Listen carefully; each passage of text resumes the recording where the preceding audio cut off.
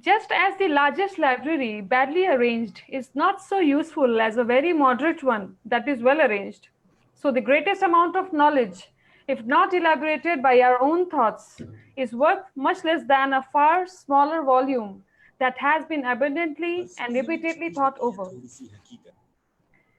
Excellencies, distinguished delegates, research scholars, and students.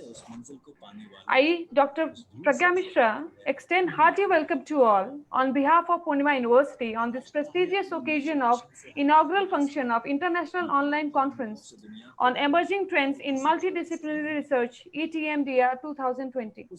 I feel honored to welcome our chief guest, Ms. Mugdha Sinha, IAS Secretary, DST Jaipur. Guest of honor, Dr. Arun Patil, Academic Dean, Victorian Institute of Technology, Melbourne, Australia. Dr. Arvind Ankalikar, EVP and Global Head Oracle Practice at L&T Infotech Limited. He will be joining us soon. Guest of honor, Mr. Antarpreet Singh, Director, Digital Learning, ISB, Hyderabad area, India. Dr. Suresh Chandra Padi, President, Poornima University. Dr. Manoj Gupta, Pro-President, Poornima University. Dr. Sunil Kumar Gupta, Associate Dean, R&D, Poornima University. All the deans and head of the departments. Now I request Dr. Suresh Chandra Padi, sir, President, Poornima University, to commence the ceremony with the welcome address. Please, sir. Good morning, everybody. Our honorable chief guest, Madam Mugdha Sinha, our guest of honor, Dr. Arun Patil, Mr. Antarpreet Singh, our pro-president, Dr. Sunil Kumar Gupta, and our today's conversation.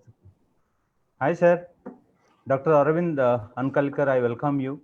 Hi. Dr. Arvind Ankalikar is the Executive Vice President of L&T Infotech, and he is one of our Corporate Advisory Board member also. I welcome you.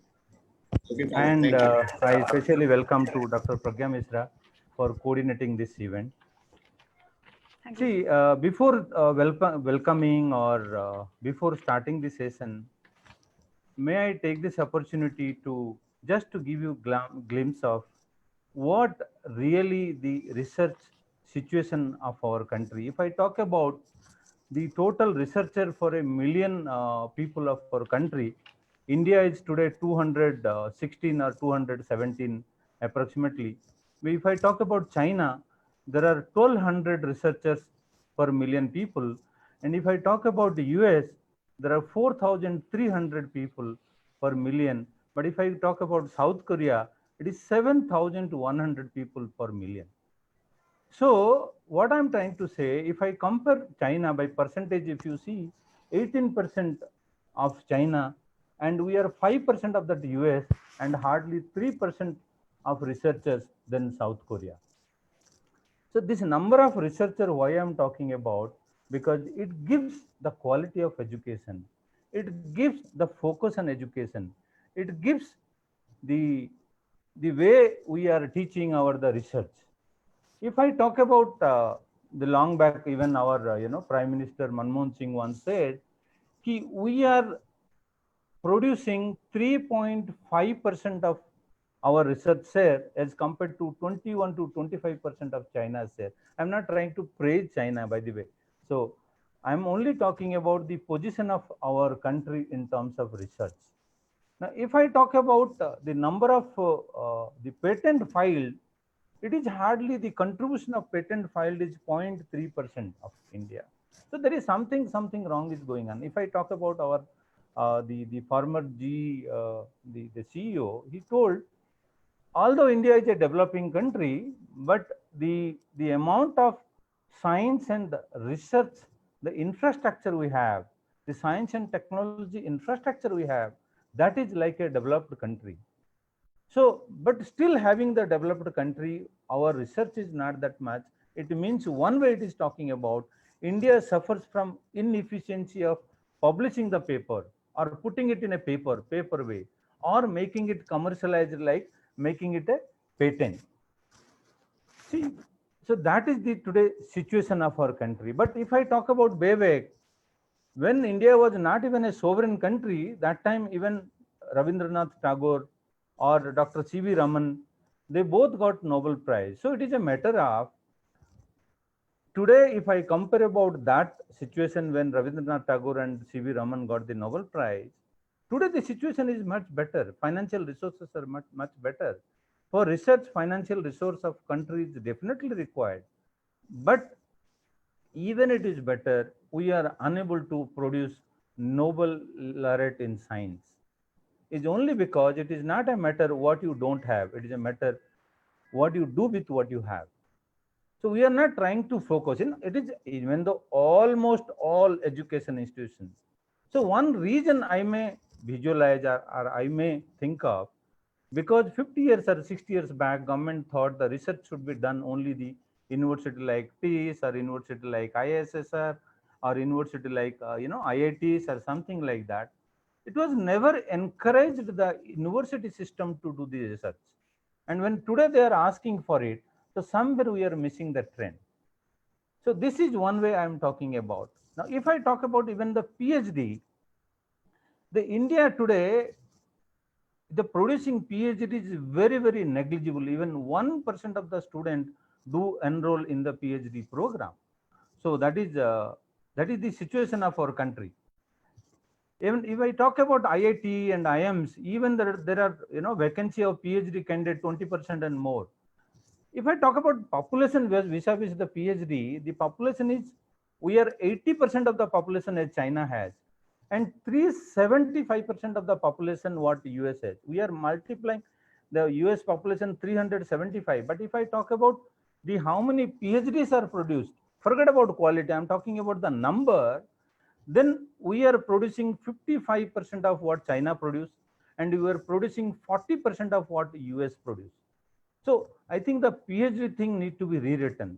So one thing I can say, barring the research conference, etc., we do, all the government and the other system, now the madam is also here, the DST of Secretary of DST of Government of Rajasthan, I will say, the government has to insist, one, to allow to use of all this big infrastructure by the private university also.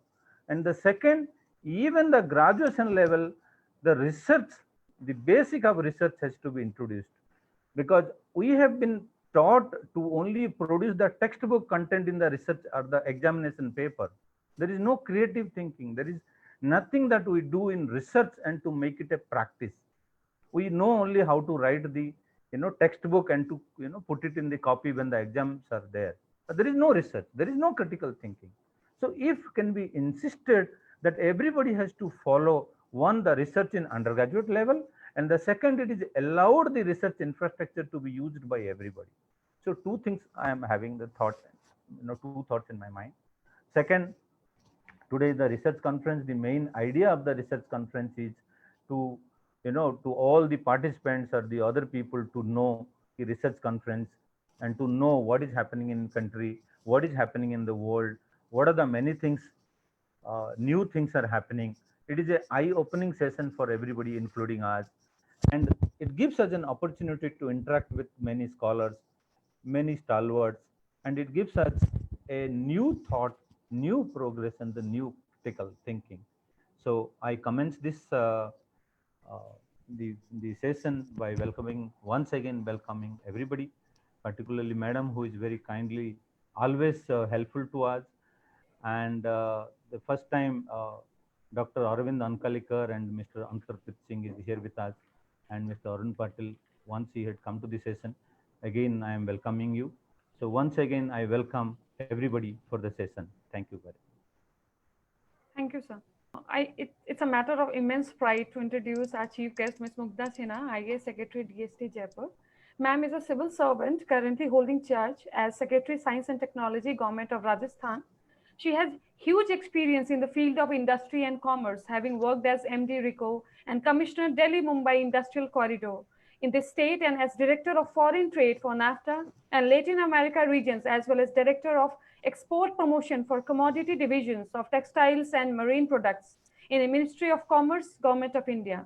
Having an exemplary academic background, she has excelled in every field. Pragya, I think that should be enough by way of an introduction. I was very, while reading your accomplishments, I always feel that you are one of my ideal, ma'am.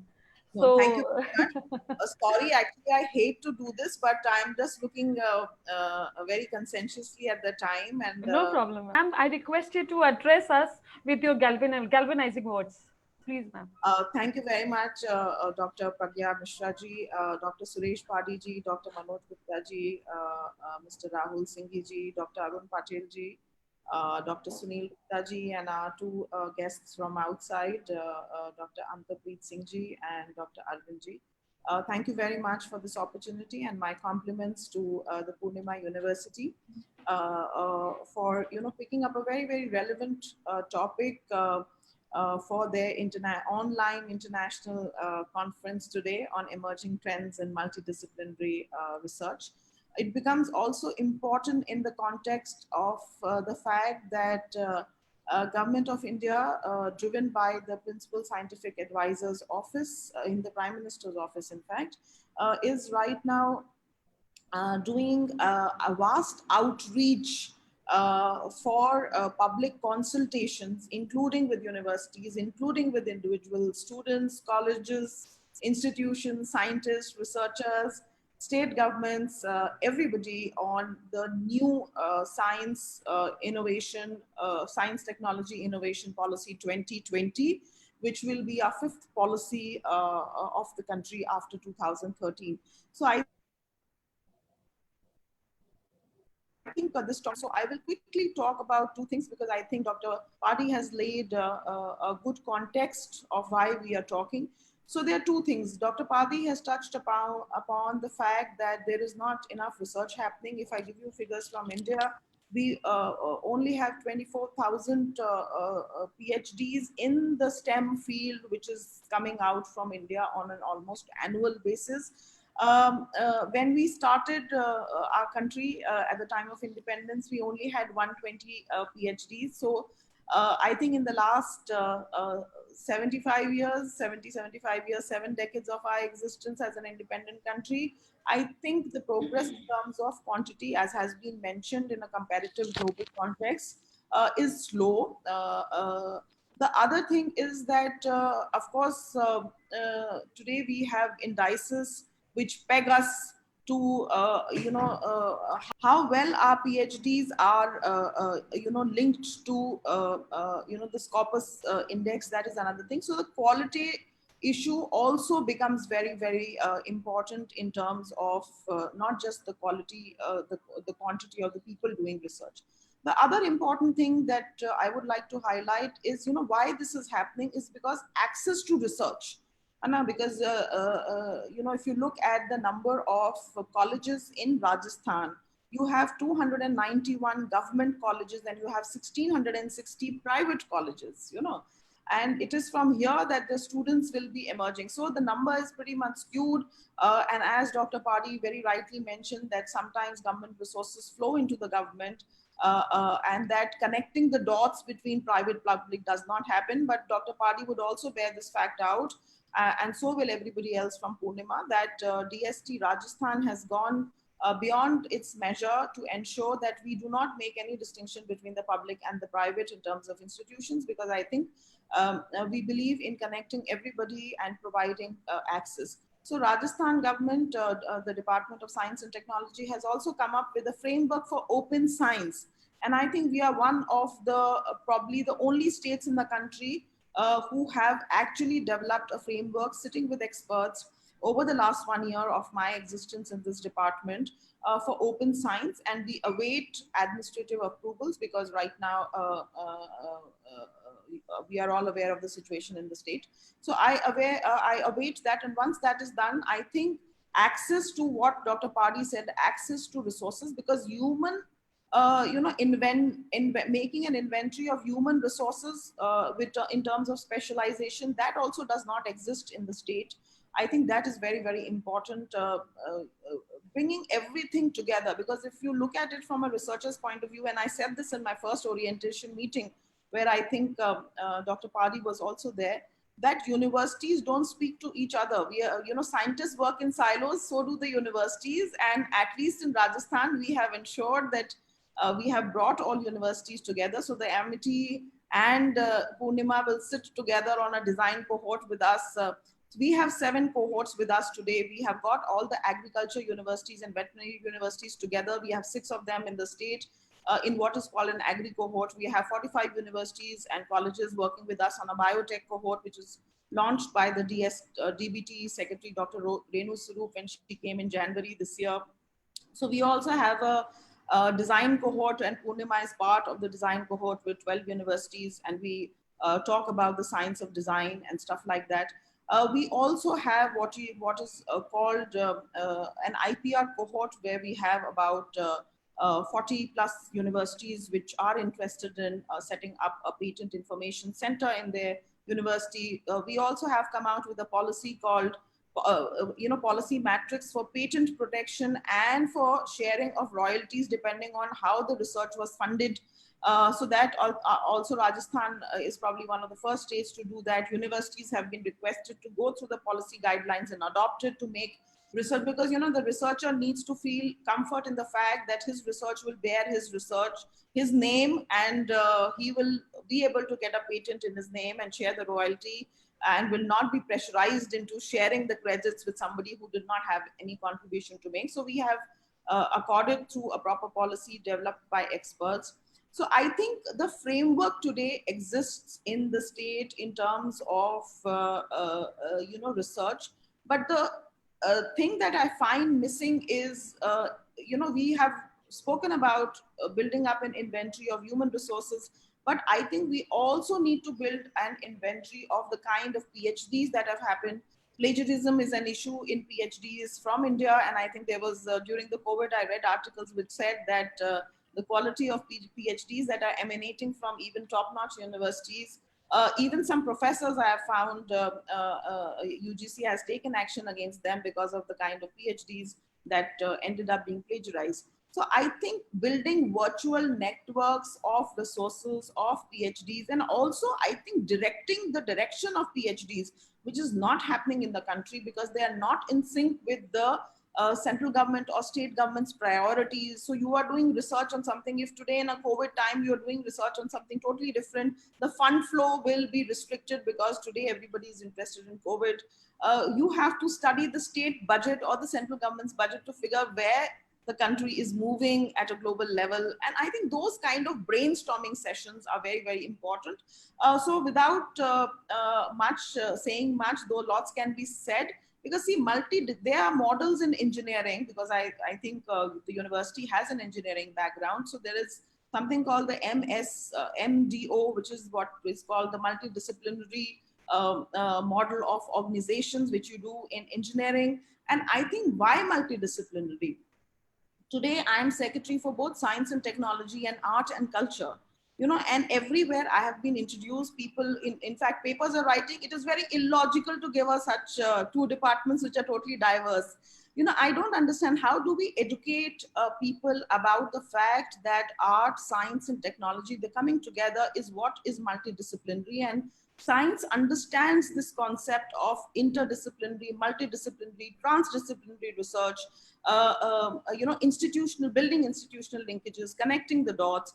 And also the most important thing I think that we need to teach people in our universities, whatever discipline we teach, is how to write a problem statement. That is the basic concept of research methodology. And I think that is something that we need to do. I have sat through lot of research proposals in the government where people are asking for money, and people have not been able to explain their research, not being able to pitch for their own research, which is very, very strange. And so I think some amount of handshake is required, because government of Rajasthan, I can assure you, has done all its homework, is far ahead of many states in terms of providing an ecosystem for promoting scientific ethos, for connecting these dots, for bringing institutions together, in fact, proactively doing it.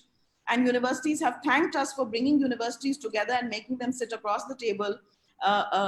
two vice chancellors sharing the same space, coming one after the other. That has also happened. So I think now is the time that the researchers make use of this opportunity that has been provided by the department and start doing inventory building in a very, very serious manner. Because today we are living in the times of tech, and no better way than this to build up our inventories so that that access, you see, free and open access as much to internet as to resources which are available. And people have raised things like JSTOR not being available to universities and things like that. So it is high time that India builds its own JSTOR based on the kind of work that is being done in different universities. I think Government of India has a similar kind of project for collection of building up a database for traditional knowledge and folklore in the intellectual property rights regime. But I think this the various cohorts need to work voluntarily, pick up the tab and say, and the tab is not financial in this case. The tab is only to put nodals in the universities and say, we are going to inventarize our human resources and our resources that we have, people who are specialized, and do a lot of mentoring. Because otherwise, how do you connect people? Today, I am looking to do a PhD in a particular field. I don't know who are the professors whom I can, which are the universities. So I think ranking of institutions based on the resources available, all those kind of things we have to do. And technology makes it so much more easier to do. Somebody has to just come up with a design web or app and say that, see, content will be king. We get awed by technology. Technology is just a tool, just a mechanism. We have to have the content ready. So I think I will urge everybody who's participating in this conference from various universities, that please build the content, because content is king. And once you have everything on board, I think the connection of dots, the interlinkages, the codependencies, which is very, very essential for translational multidisciplinary approach, because science is multidimensional and problems require a multidimensional approach. So be fluid, stay fluid, all the best. Thank you very much for having me here. Sorry, I'll be missing out on wise words of wisdoms from my fellow co-panelists, but I look forward to hearing the recordings, if any, and my compliments and heartiest congratulations to all of you. And very, very happy to see that people are focused and talking about research. So thank you and all the best to you. Good luck. Sorry, I have to make a poor exit because of the constraints of it being an official working day today, and it's the Chief Secretary's meeting. I can't afford to be late. So good luck and all the best to you. Thank you. Thank you, madam. Thank you, madam. Thank you. Thank you. Thank you. This conference focuses on to empower the scholarly community from all the disciplines to uncover the state of research and experiment with the aim of creating new insights. We intend to provide a unique platform to bring together scholars, students, experts from educational institutions, companies, and societies to disseminate knowledge and discuss their most recent high-quality research work with other experts in their research fields. On this note, I request Dr. Manoj Gupta, Sir, Pro-President, Poornima University, to introduce the conference. Please, sir.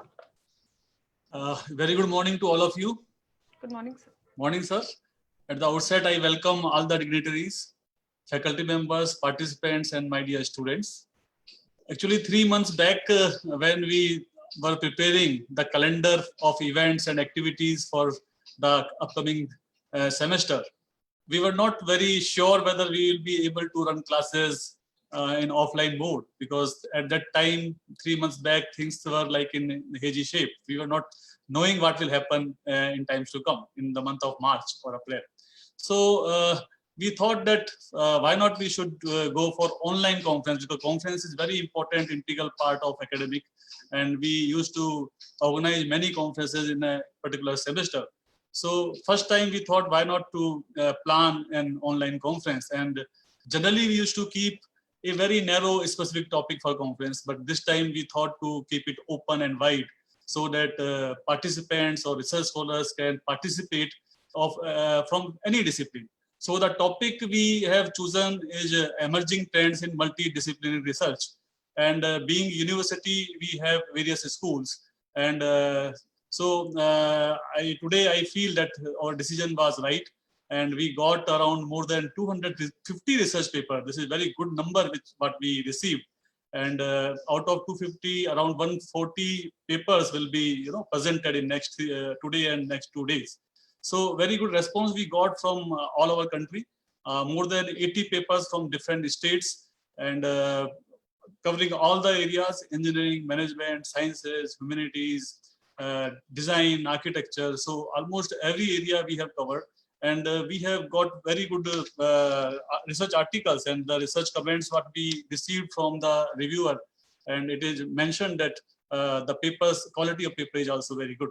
So this is a matter of satisfaction for all of us. And the selected paper will be sent to Scopus Index journals and UGC Care journal also. One important trend what I have seen from the topics of research paper, that now because of this COVID-19 or whatever, students and research scholars are thinking beyond their own area. This is a very good thing.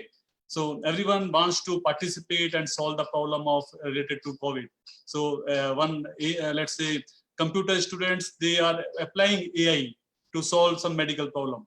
And similarly, management students are thinking about logistic problem solving and all those things. It means they are going beyond their narrow area.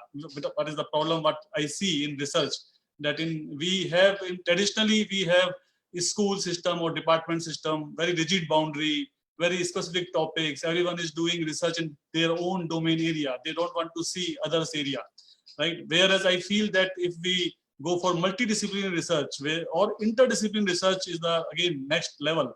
So wherein researchers from different groups are coming together, and at least they are talking, they are discussing their areas. So in university, we have various schools, so multidisciplinary research is happening, but interdisciplinary is very difficult, wherein there is no boundary. A student, we can form teams also, we are trying hard also, that there should not be individualistic research on very specific topic. If it is happening, it is good, but sometimes teams should also be made, wherein let's say renewable energy is an area. So wherein a student of electrical engineering, or one student from management, or one student from architecture, they are coming together either to solve one single problem, or they may have multiple problems, but they are working together and they are talking, discussing and working together to resolve some issues. So this is very important trend, but because of COVID, unfortunately this happened, but because of this, people are coming together. They are seeing it as a big problem, and they are finding solution by collaborating also. So collaboration among research scholar, collaboration among department is very important aspect.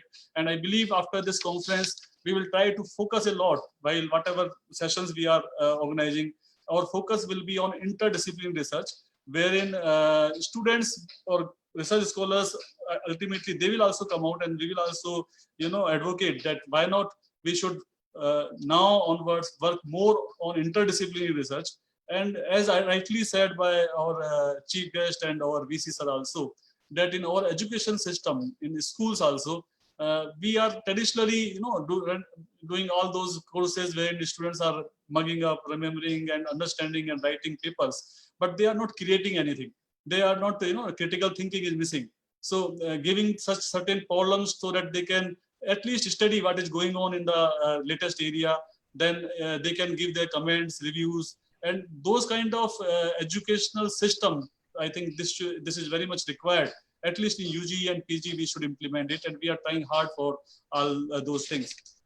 Second very important aspect is PhD. Generally, the purpose mostly is to get degree or for promotion.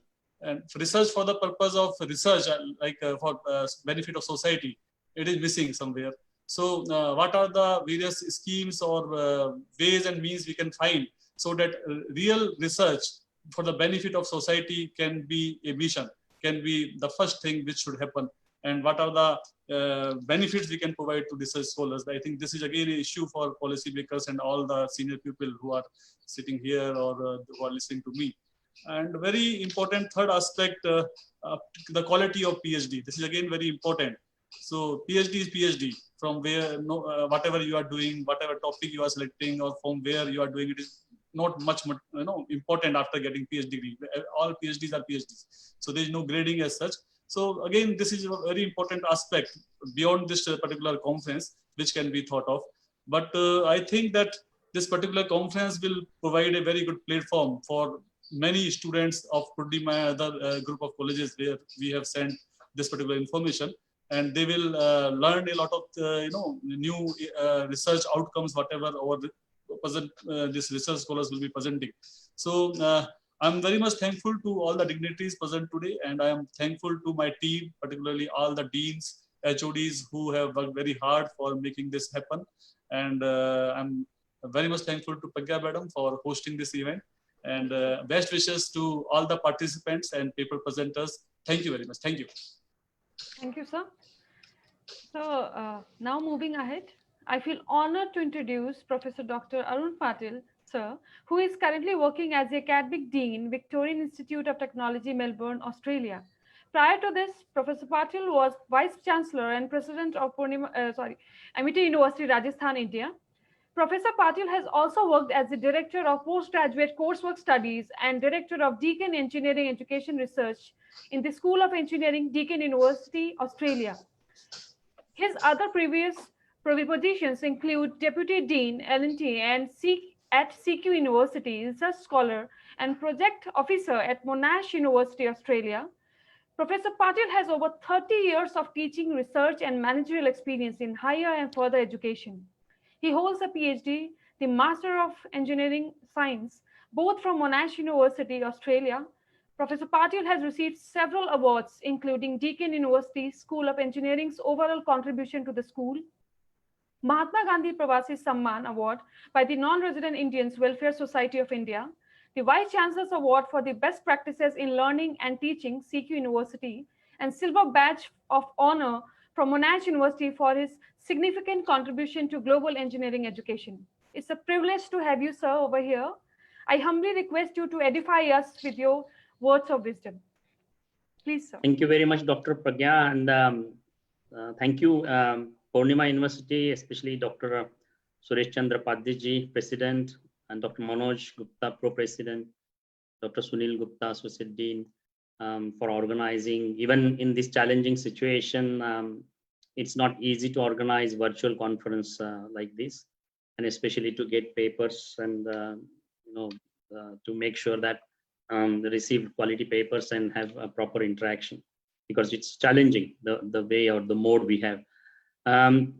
So thank you for inviting me and making me part of this wonderful conference, and giving me opportunity to tell something, talk a little bit about multidisciplinary research, but more in specific about my area of research, which is engineering and technology education.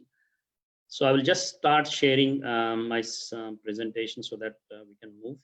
I have given 20 minutes, so let me try to finish within 20 minutes.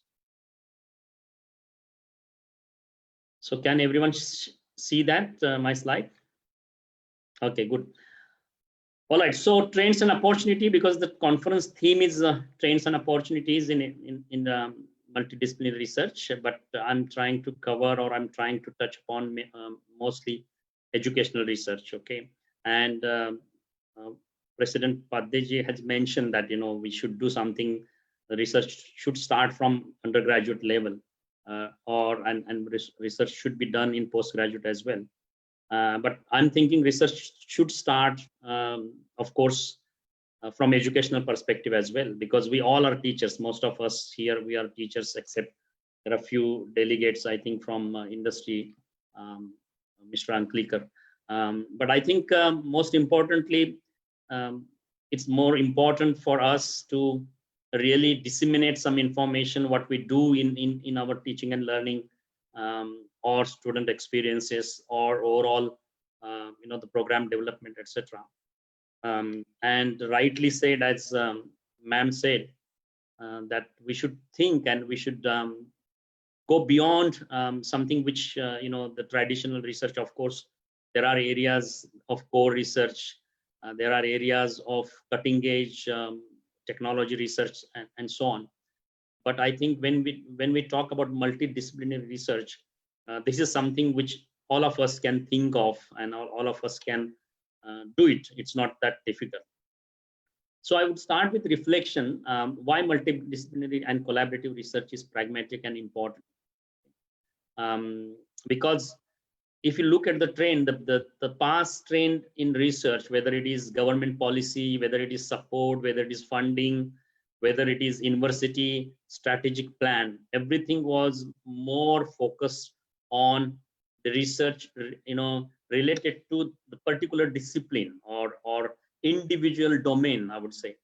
And there was a lot of support because the research was the research outcomes were very visible, very useful, and that's why that was the trend. However, if you look, that trend has been certainly changed, and it's more multidisciplinary as well as collaborative approaches in research.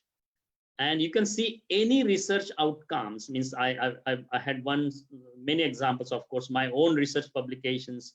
Most of I don't have any single authored publication, or I don't have any single solo project I have carried or completed in my career.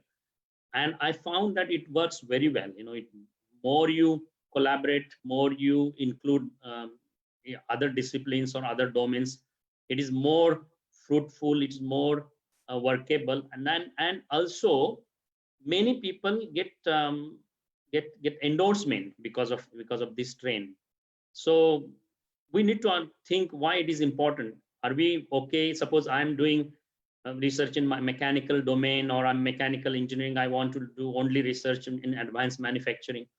Why should I think of others? But even look at those disciplines, advanced manufacturing, for example, it involves everyone right from visual arts, architecture, to material science, and engineering, of course, and design. Everything is involved, and there are projects where multidisciplinary teams are engaged and involved.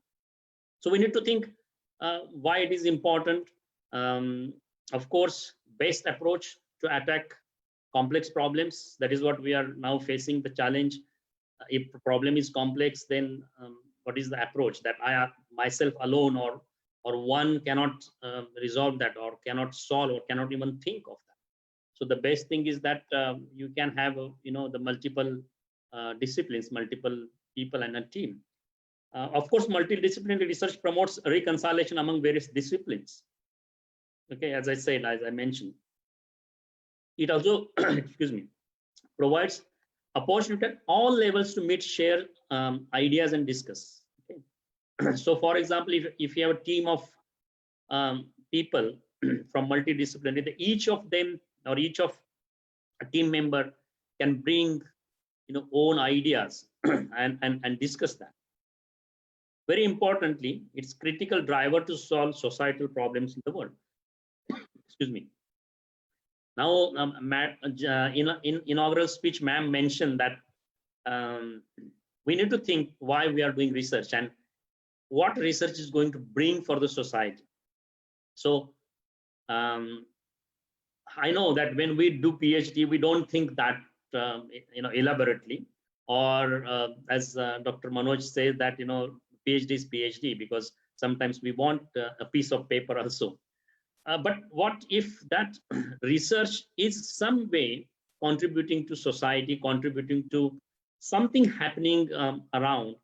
That is very good, because remember one thing, research always add new knowledge. Okay, and that new knowledge must be shared by others, and unless if that is not happening, means that is not the research. I would like to quote very famous sentence or famous phrase by Paul Nurse, who is Nobel laureate. He has mentioned that in recently academic summit organized by Times Higher Education in London, the research systems that are most effective at producing knowledge for the public good are characterized by freedom of action and movement. There needs to be permeability and fluidity. allowing the ready transfer of ideas, skills, and people in all directions between the different sectors, research disciplines, and various parts of the research endeavor. And again, this is very much aligned with what ma'am, Sinha ma'am said. We need to really, come together and collaborate and share everything. Okay, there should be fluidity. Okay, and we should be ready to allow the transfer of ideas and skills as well as people. Okay, and various direction, not necessary. This is what I'm from core technical background or core engineering background, and that's why my discipline is more important than physics, which is a science background. Okay, so I think that is most important, and we need to do that. Now, multidisciplinary research priorities now has been, again, because of COVID-19, everything has been changed. It will keep changing again.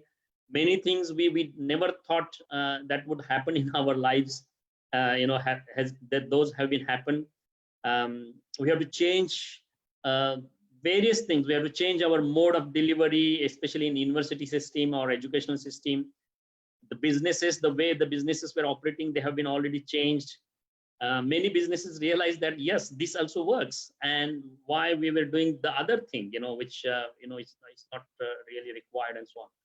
So because of this, priorities have been also changed. The key priorities are to solve humanity's biggest challenges. Research must embrace multidisciplinary collaboration. Okay, so one thing that we need to think that what are the challenges? Okay, biggest challenges, and we need to identify those challenges and work along those challenges and use multidisciplinary collaboration and research. Create solutions on issues due to profound effect on all aspects of society, including mental health and physical health. You must have seen that because of this isolation, because of this social distancing, because of this working from home concept, and many economic impact and job losses, etc. There are so many issues which has greater impact or effect on society. That includes mental health and physical health. Possibly explore the psychological, social, and neuroscientific effects of COVID-19 and the future, because it will not stop. And we need to really think in that direction as well. And this might be the priorities. Now, if you look at these areas, there are so many emerging disciplines now coming, like public health, psychology and mental health, economic and social interventions, artificial intelligence, definitely, because that's why we're talking digital disruption, as you have seen that, and many of us are getting benefits of these digital disruptions as well because of this challenging situation. Data systems, sustainable energy, neuroscience. So there are many other, but these are key emerging disciplines which are coming, and I'm sure, and you can see, ma'am also mentioned that in the coming future, most of the governments, most of the countries will focus on these issues, and they will say that do some research in these areas, because these are very important areas for us to sustain. Now, what would be the best approach, systematic approach? That, again, one example ma'am has given, that there is something the state government is doing, Rajasthan government is doing. First time I know. I was also part when I was vice chancellor, before February, and I know that it's very Rajasthan government, state government is especially very much dynamic in terms of these things, especially bringing universities together. I would say that that was the great achievement, especially under the leadership of ma'am. And I think now universities have realized, even there is a public private partnerships, which is again key thing, which ma'am also mentioned. There won't be any discrepancies, but rather than that, the people are also now they're seeing the differences, they're seeing the benefits, okay, of these types of partnerships. So policies need to govern promotion of multidisciplinary research. Okay, that has to be happen, because previously it was not the case, because we all were happy within our own domain, within our own discipline. The reward systems in academia have to recognize the different pace and contribution, because it is not that easy. When we say multidisciplinary, it's not that easy. The collaboration is not easy. Understanding other discipline from their perspective is not easy. So it may take, their own, its own pace, and that, for that, the reward system should be award. Show me the outcome. You're not doing anything. But yes, I'm doing multidisciplinary. I'm collaborating. I know there I'm having I'm bringing 6-7 disciplines together. Yeah, but there is no outcome. You need to show me. So that will not happen because it may take some time. The significance and drivers of multidisciplinary research should be identified and supported. So we need to know what are the drivers, and those drivers should be identified and they should be supported. The institutions or institutes need to collaborate with the industry and communities that have the real world expertise to drive research. And as you know, that also works very well. So industry stakeholders and if they involve, they will tell us, how to drive our multidisciplinary research. They will tell us how to, to go or move in the right direction to solve the problem and so on. Because my passion is about educational research, that's what I have done so far in the professional career. I feel it is very important. I enjoyed interdisciplinary education research because it provides opportunity to incorporate research in educational practices, because that is our bread and butter, and that is our roji roti, you can say. We do that every day.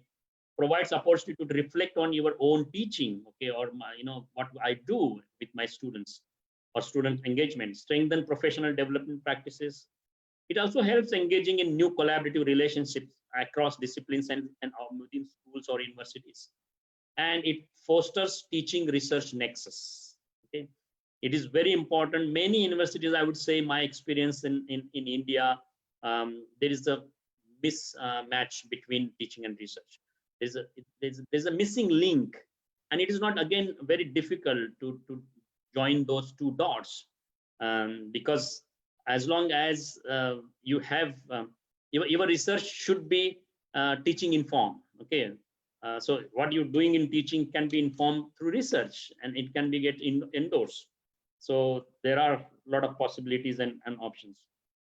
As ma'am said, there are many times those researchers, they don't know what they are doing or what they want to achieve, what they want to really do in this research.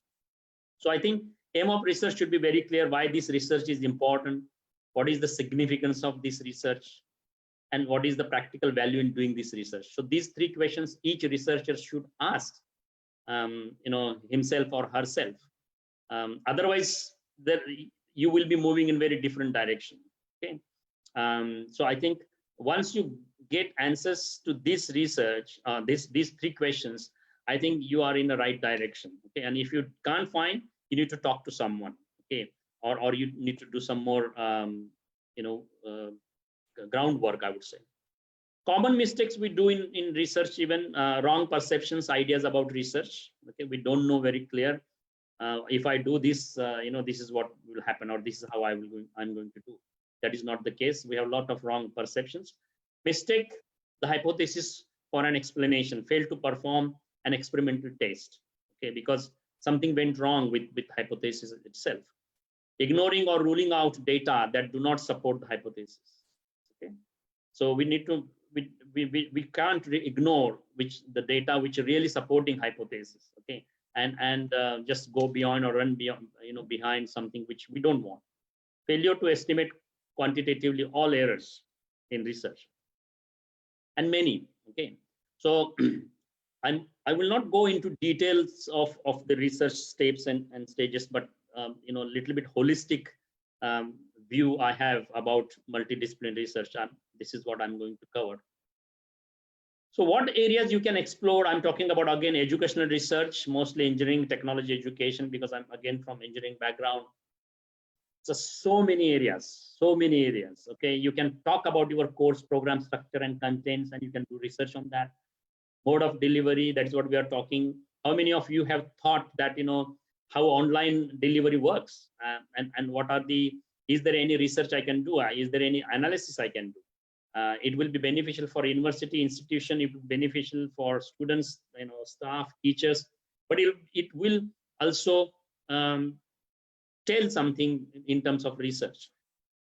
Learning spaces, student experiences, student retention or attrition, staff responsibilities and roles, the way we assess our students, that I'm talking about assessments, graduates and their competencies or attributes, stakeholder engagement, which includes industry linkages, school pathways, etc. Educational technologies, ICT in education, okay? So many of the areas you think of anything and you may think that, yes, there is a possibility that interdisciplinary research can be done.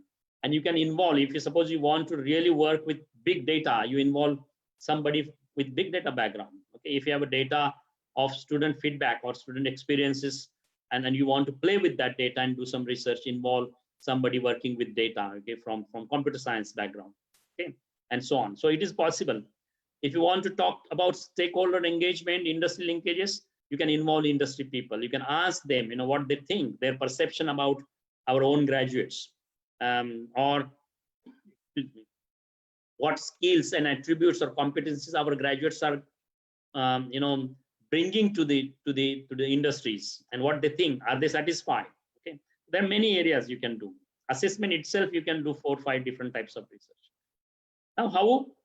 So if somebody has not done educational research, may think that, no, I'm very comfortable with cutting edge or more core research, for example, mechanical engineering or production engineering. However, I'm not comfortable doing educational research and I don't know how to do. Start with simple problem. I gave you some examples. Okay, do not try rocket science. Okay, that will work.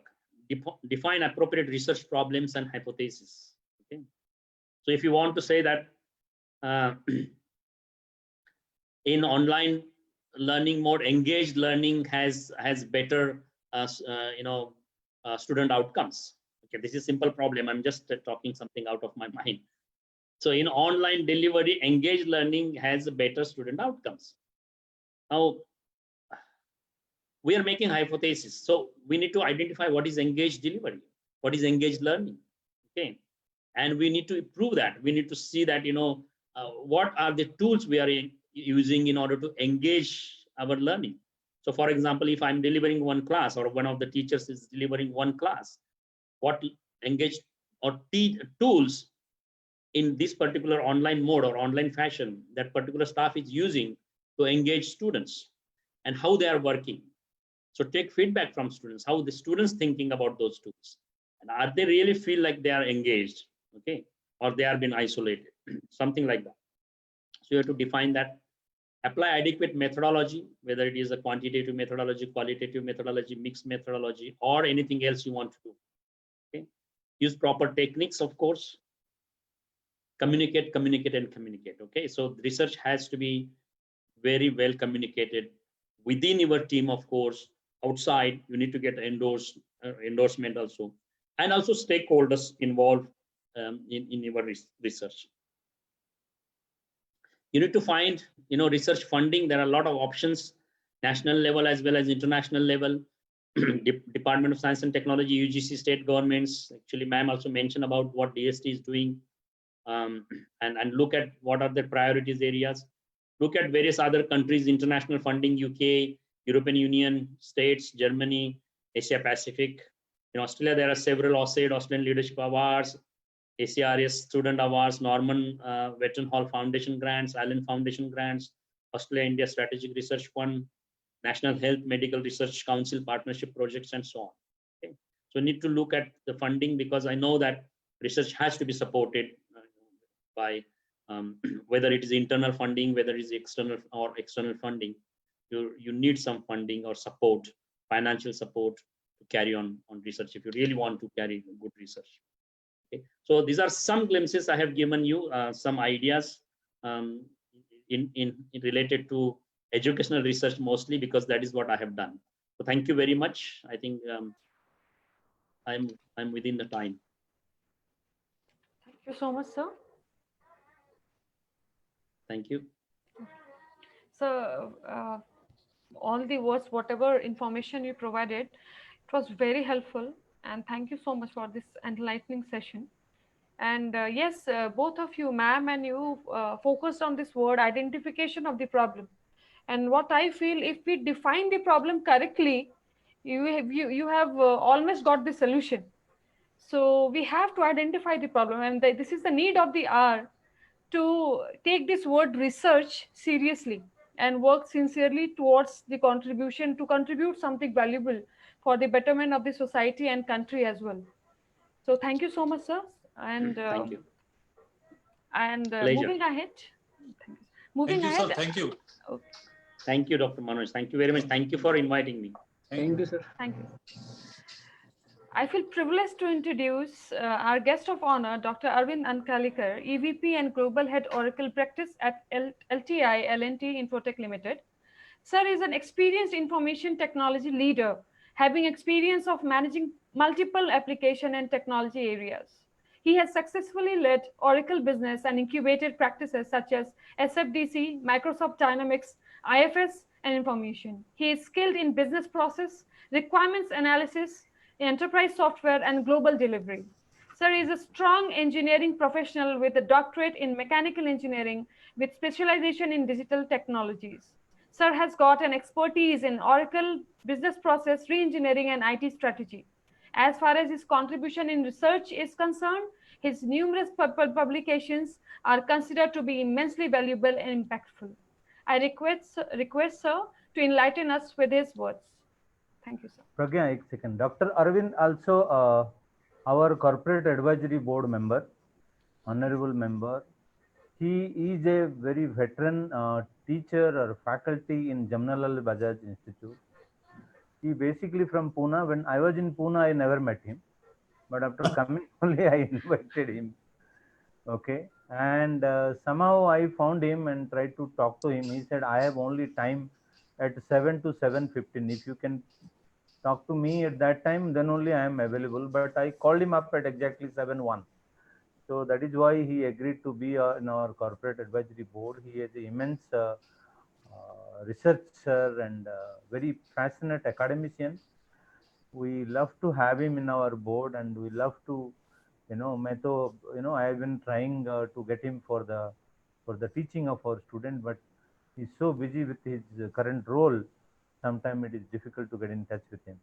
So once again, sir, thank you for accepting my request to be a part of the panel or guest of honor, and we all are awaiting to hear from you. No, absolutely. Thank you, Dr. Padi. I'm myself very proud and privileged, quite honestly, to be here in this conference.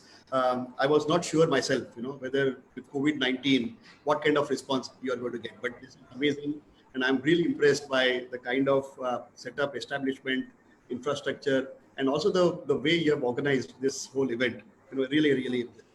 A few thoughts, I don't have a presentation. I just will spend about 10 minutes and talk about some stories, and the stories are going to be very useful for the students, So my job is to be in business. I'm a businessman. I do my research, no doubt. I've done my PhD, and when this topic came up, what really interested me was the multidisciplinary theme, and the study that I did was, my research was on upstream oil and gas industries, digital transformation. Now, I spoke, I heard in the morning today, sir also talked about the digital transformation report that got published today. And I think this is the theme that is going on right now. And as part of my research, the kind of engineering disciplines that I had to, really understand was like petroleum engineering, mechanical engineering, information technology, communication technology. There's so many areas where we're actually touching upon this core theme of the work I was doing. And at some point of time, I really felt that, am I really doing justice by just focusing on one problem, one problem of the overall situation. And I felt that perhaps if we would have got the involvement of others as well, in different disciplines, the research, the end goal and the outcome perhaps would have been far, far more enriching, is what I felt. I think the theme precisely is addressing that particular concern, and I must compliment Dr. Padi for really providing that kind of a vision and thought leadership. Dr. Sinha spoke about the problems India is having, and Dr. Padi, you also spoke about it. When I was doing my research, I was very surprised to actually learn about a data point that India typically has about 5,000 to 5,500 patents every year. That's the number of patents getting filed out from India. And the comparable number of China is almost like 150,000. So you can really look at the difference between the kind of research or the quality of research being done from India. So that definitely requires a lot more emphasis, a lot more focus. The other point is, as part of my business engagements, I keep on traveling all over. And I remember 2 incidents. I went to San Jose and visited a company called Broadcom. As soon as I entered the lobby, what I saw there was the number of patents that company had filed, and they were almost like 150 of them. And during some other visit to New Jersey, I entered premises of a company called Catalent. Now, Catalent is a very known name because it is one company that has signed up with Moderna for COVID-19 vaccine. And when I was in the lobby there, again, I saw some very, very proud statements made by the company. And the statements were about the research, the Nobel laureates that the company had engaged, and the kind of research work that was being done. Now, I wonder that having visited so many companies in India myself, I have never seen this kind of a thing here. I have not seen industry really focusing on a fundamental research or trying to transform a particular line of business. Now, my business itself, the information technology business, has changed dramatically in the last almost like 2 decades, I must say. Initially we started this business. Today it is about 155 billion. I think IT exports are expected to be almost 155 billion this year. But when we started this business, it was more like a body shopping business. We were trying to ship bodies. Somebody knowing, let's say, programming skills. Trying to ship that particular person to US and earn revenue.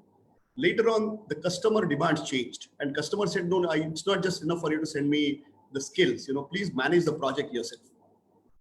And the whole industry started thinking about how can we manage projects effectively, efficiently, all of that. The today's situation, whenever I have been talking to companies world over, I think the conversation that we have is that the companies are asking us, please tell me, I don't know what my problem is. Please tell me, how can I do better? How can I improvise on my supply chain? How can I, do a job much more better than what I'm doing today? Can you tell me some disruptive ideas, disruptive thinking? So it is all about innovation. It's all about transformation. It's all about next generation. And that's the era we are all living in. And the industry reflection, of course, Dr. Patil gave an excellent view of academic orientation of multidisciplinary research. But I personally think, as an IT professional, the work that we do is with manufacturing companies, with oil and gas, construction, pharmaceutical, life sciences, media, entertainment, in every area, banking, financial services, every area, there is a need for some kind of a fundamental research. And I envy the students who are on this call. I can tell you the opportunities for them is so much. There is an immense opportunity for them to do research, to pick up right topics.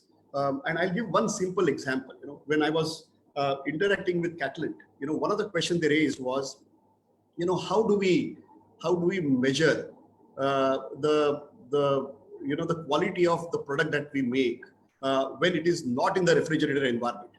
And the solution to this particular problem is having multiple technology based solution, which is like time out of environment, which has got digital flavor, refrigeration flavor, it has got pharmaceutical element all put together, which actually is nothing but a multidisciplinary approach that needs to be taken for solving problems. So I personally think there is an immense opportunity for all the students. Company like L&T Infotech, we have invested heavily in setting up of lab in VJTI for IoT. We are actually doing a lot of fundamental research work with Harvard Business School. We do a lot of work with MIT. So as a company, I can tell you that most of the organizations today in India are looking at doing some kind of a fundamental research, and the opportunities are absolutely plenty. And of course, this is not a new topic. When I was doing my mechanical engineering, we actually learned topics like group technologies and all that. We just somehow related to this multidisciplinary, thought process. But I think moving forward, I'm absolutely confident that the opportunities are plenty. The whole approach, methodology, practices, Dr. Patil explained beautifully. So I don't want to repeat any of that. But I just want to tell you that industry is looking at this particular area. Industry wants multidisciplinary approach. Industry wants disruptive thinking. And industry is looking at not just one core, one discipline, monodiscipline thinking, but almost always a multidisciplinary thinking. That's it from my side, Dr. Padi, and all the other distinguished members. Thank you so much. Thank you so much, sir. Thank you. God bless and best of luck. Thank you, sir. Sir, It's Poornima really- University is also looking for this kind of opportunity. We have been trying. So definitely we will discuss after the forum to have some kind of collaboration if you can help us. Very rightly said, Thank sir. you, sir. Thank you. Because we have got so many opportunities, and it's all about ending the old beliefs and knowledge and starting afresh. Because ending is the new beginning, what I feel, and it's all about having new perspective and new paradigm shift. So definitely, we are going to give our best in the field of research. Now, it's a matter of immense pleasure again to introduce our guest of honor, Mr. Antarpreet Singh, Director, Digital Learning, ISB, Hyderabad area, India. He plays many integral roles like CEO, CLO, EdTech innovator, faculty digital HR and future skills, researcher, mentor, digital education specialist, and so on. Sir has diverse experience of 34 years, which includes 11 years in executive education with global corporate universities, holding top leadership positions with global tech majors, Alcatel Lucent, Reliance Jio, Fujitsu, Telabs, and so on. As a leader of digital learning vertical, Sir is all focused to bring in new generation digital learning and education technologies, initiatives, and transformation of overall ISB digital learning and education ecosystem at both Hyderabad and Mohali campuses, as well as digital transformation of executive education programs for global and Indian markets. Having expertise in top skills like telecommunications, team management, and business development, Sir has marveled in his work fields and received prestigious awards like Global Excellence Award, National Business Management Simulations Championship, and all. Sir, it's a privilege to have you here. I humbly request you to address us with your words of wisdom. Thank you, sir. Yeah, thanks, Dr. Pragya. Good morning, everyone. Before I start, I would like to congratulate and compliment Dr. Suresh Padi, President and Vice Chancellor of Poornima University, Dr. Manoj Gupta, Pro-President, Poornima University, Dr. Sunil Gupta, Associate Dean, R&D, Dr. Pragya, yourself, my fellow panelists, Dr. Arun Patil, and our other two panelists. I think they had to leave because of paucity of time. Now, I also, of course, we also have another name, Rahul. I don't know whether he's a panelist or he might be staff from Poornima University. I also noticed that I am the only non-doctor. Even those two left, except Ms. Mukada, I am only non-doctor. But I can assure you that maybe after a few years you will call me. I will be having that doctorate. I am doing my PhD from IIM Indore. So congratulations, sir. Congratulations. Thank you. Of course, I am the oldest. I hope I am the oldest because we've started online, and we only met, but then at that time there were hundreds of candidates and few seats. So I think we have to go to campus now to relate with all those who are in my batch of 2020-23 executive. It's a PhD in executive format. So let me put the whole thing, multidisciplinary research from my corporate background with the global technology majors. 33 years I worked with global technology majors, also in research and development, but that's a different research. And it's a very powerful concept. And in corporate sector, we call it cross-functional approach. I mean, the cross-functional approach means that whenever there is a problem, for example, if we say that the market share of company's product has come down, now is it only sales and marketing problem, or it is every function's problem? Now, earlier we used to work in silos, and we would say, no, it is sales and marketing's baby. The market share has come down. They have got to do something with increasing the market share. But as we progressed, as we evolved, as we in India, we became, with the presence of so many multinationals and rubbing shoulders with the Europeans, Americans, Japanese, Australians, we also started seeing this as a multidisciplinary or a cross-functional problem. And we would sometimes pin down to loss of market share because maybe in the plant the workers were not paid incentive in time. So it actually became an HR problem, not the sales and marketing problem, because the productivity had gone down and the shipments were getting delayed and the customers were not happy and the market share was gone down. So nothing to do with sales and marketing. So all the researchers, all the students who are in this virtual conference who are listening to me, the multidisciplinary problems on the face of it, they look to be very different. But when all of you get together in a multiple perspectives in a cross-functional way, the problems become very different. Now, so here, I mean, I was talking to some of the senior faculty, some of them who, like me, have also worked in industry for 35 years, global chief executives, very remarkable, very credible profiles, well known in the global industry. So I was asking them, multidisciplinary research and cross-functional thinking, what is the difference? It is same. So one of my mentors and a senior faculty and a global CHRO of Indian MNC, he said, cross-functional thinking, and when you are working in a company, you have to close the problem. Like the way I mentioned, sales and marketing issues, market share is declining. Someone has to close, and we found that HR problem is there. So we have a closure now. Incentive is being paid in time, and there is a closure, and the market share has started again going up. Research you don't close. That is extremely important fundamental thing which I learned, that research is inductive.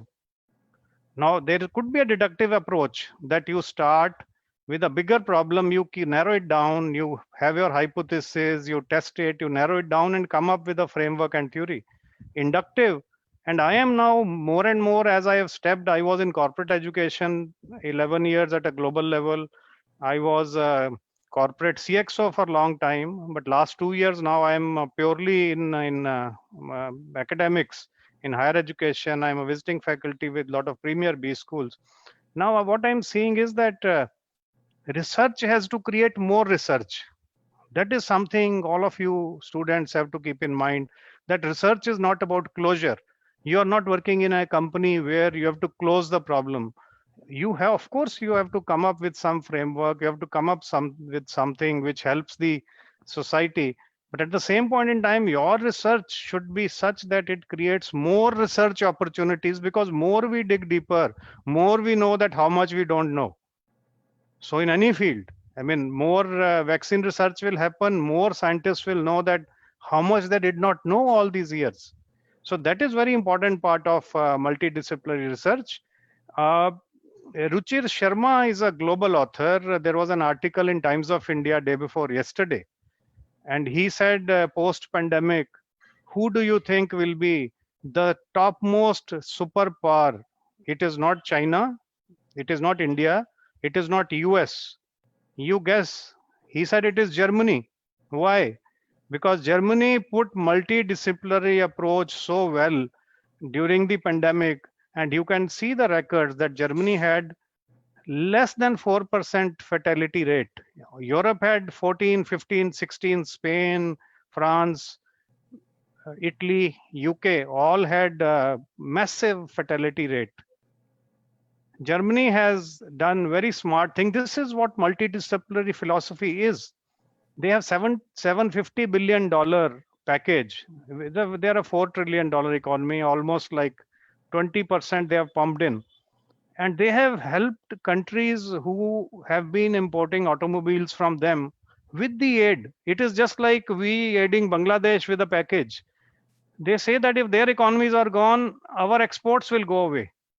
So they are putting that this thing, and the whole team is of industrialists, automobile makers, Porsche, Mercedes, doctors, vaccine research, hospitals, everybody. So, I mean, if you read that article, you will see that the multidisciplinary concept is so powerful.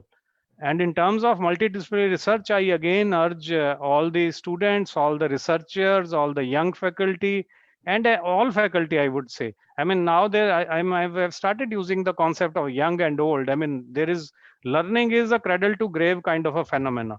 Everybody, irrespective of her or his age, has to learn. So we must learn that multidisciplinary research, it has to be inductive. It must lead to more research opportunities. Of course, I have prepared more. I'll be keynote speaker in a management and commerce session. The session is chaired by Professor Rasit Mohapatra, Professor of Practice from IIM Ranchi. I'll be speaking more. What are the challenges of multidisciplinary research? I have not prepared any slides.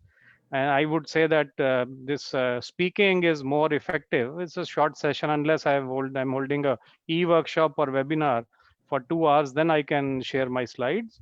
But of course, I mean, Dr. Arun Patil showed very nice slides and it was very impactful the way he showed.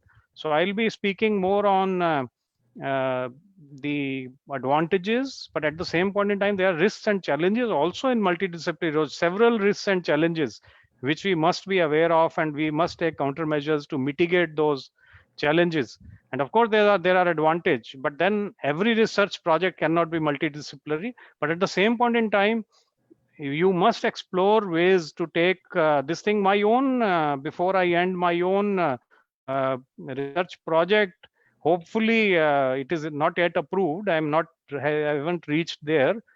I was asked in the interview by the panel, you are you're going to research on human capital development in HR and OB area, and you are saying that you will intensively study digital and artificial intelligence algorithms. That has been your field throughout last 35 years. So why should you not do PhD in information systems?